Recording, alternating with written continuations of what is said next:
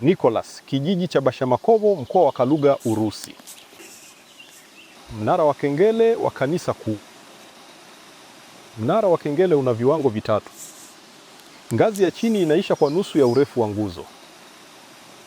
Kengele ilining'inia kwenye safu ya juu. Nimesimama ndani chini ya mnara wa kengele. Hakuna fursa juu ya dari ya matofali. Hakuna ngazi pia. Huu ni mlango wa lango kuu la kuingilia kanisani. Jinsi ya kupanda mnara wa kengele. Kulingana na sheria za kidini, inahitajika kupiga kengele mara kadhaa kwa siku. Ndiyo, unahitaji kupanda kupitia shimo hili. Lakini shimo lilivunjwa kwenye volti ya matofali. Unaona matofali yaliyovunjika na kuvunjwa. Hawajengi hivyo. Haionekani kama ngazi iliyokusudiwa wakati wa ujenzi. Matofali katika ukuta pia yalivunjwa. Kuna mabano ya chuma yanayoendeshwa ukutani kwa ajili ya kushika mkono. Nilipanda juu ya paa la kiambatisho cha kanisa. Nilipanda juu kupitia shimo lililovunjika kwenye chumba cha matofali. Inaonekana nichi hii ilibomolewa ukutani ili kulinda ngazi ya mbao.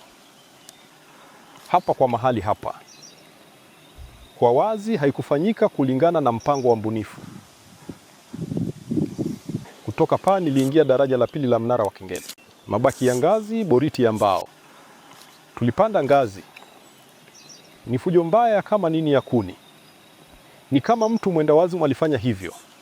Uimarishaji huu wa chuma huimarisha kuta za mnara wa kengele, ili muundo hauanguka mbali na shinikizo la achi. Mihimili ya mbao haiwezi kuwekwa kwenye uimarishaji wa chuma. Hii sio sahihi kimuundo. Kazi ya kutisha ya nyumbani. Na haionekani kuwa nzuri kutoka nje. Ili kugonga kengele, mtu alipanda kupitia shimo lililovunjwa kwenye kuba. Kisha mtu huyo aliingia daraja la pili. Naye akapanda juu ya ngazi ya mbao gnaled. Nilitembea kwenye sakafu za mbao zilizotikisika na alizunguka muundo huu mbaya, ambayo haikuwa katika mpango wa mbunifu. Ndoto hii ambao ilifanywa baadaye na wajenzi wasio na ujuzi. Swali linatokea. Kwa nini mbunifu hakutengeneza ngazi ya kawaida ya matofali hadi kengele? Kulikuwa na matofali ya kutosha.